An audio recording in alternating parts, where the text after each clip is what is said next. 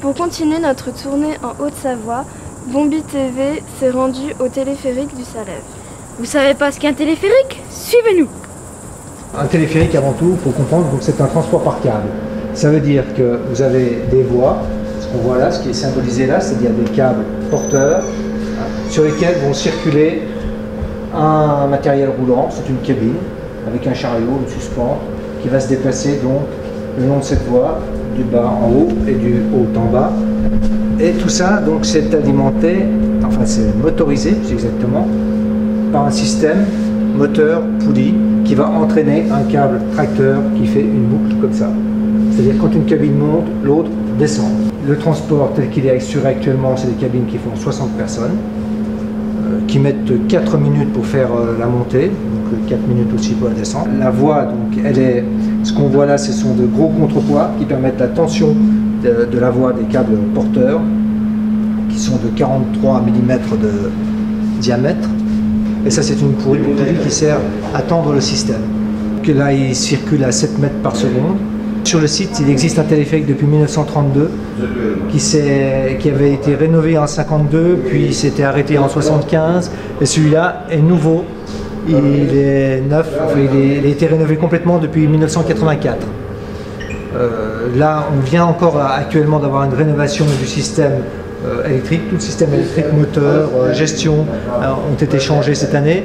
Et l'année prochaine, on va changer tous les câbles. Là-bas, vous avez la poulie motrice et la poulie tendeuse. Ça, on appelle ça un haricot.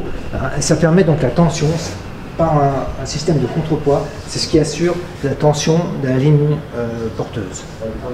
Donc ça, ce sont des contrepoids de 90 tonnes qui descendent dans les fosses là, et qui permettent donc ça permet une mobilité, c'est-à-dire suivant le poids de la cabine, son déplacement, le contrepoids va monter ou va descendre.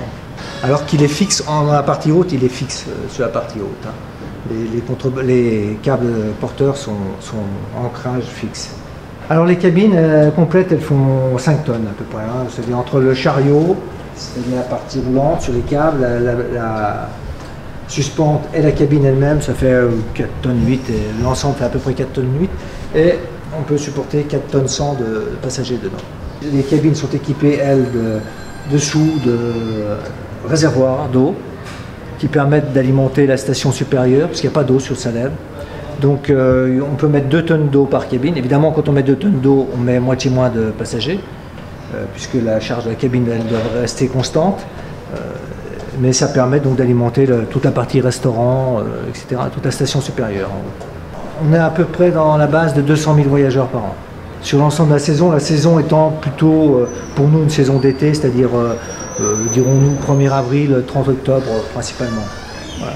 L'hiver on circule que le week-end et cette année on ne circulera pas parce qu'on est en grands travaux. Pour nous, en tant qu'exploitant, il y a des contrôles journaliers, hebdomadaires, mensuels et il y a un grand contrôle qui se fait chaque année. On a ce qu'on appelle la visite annuelle où le téléphérique par le principe est mis, tout est essayé. Toutes les sécurités sont essayées, etc. Et les câbles sont radiographiés, enfin, chaque année. Ouais. Nous sommes ouverts tous les jours du 1er mai au 30 septembre. Après, on a une amplitude d'ouverture modulée. Avant qu'il y ait un téléphérique ici, il y avait un chemin de fer à crémaillère qui permettait l'accès au Salève, qui était fait en 1892 et qui a été complètement démonté en 1935. Voilà. Donc le téléphérique a en quelque sorte pris le relais du chemin de fer à crémaillère, qui était un chemin de fer à crémaillère le plus ancien, le premier chemin de fer crémaillère électrique du monde. Oui, le Salève a toujours été quand même une région touristique, du fait de la proximité du bassin genevois. Les freins, le système de frein sur un téléphérique, c'est un peu comme un frein à disque. C'est-à-dire que la grosse poulie motrice, vous avez un système de plaquettes qui va la serrer et qui permet donc soit un frein modulé, soit un frein d'arrêt d'urgence qui va s'arrêter brusquement. Les cabines ont elles-mêmes aussi un frein embarqué, ce qu'on appelle un frein de chariot. Et en cas de rupture de câble, le frein tombe automatiquement et c'est des pinces qui vont serrer les câbles porteurs et elles s'arrêtent tout de suite.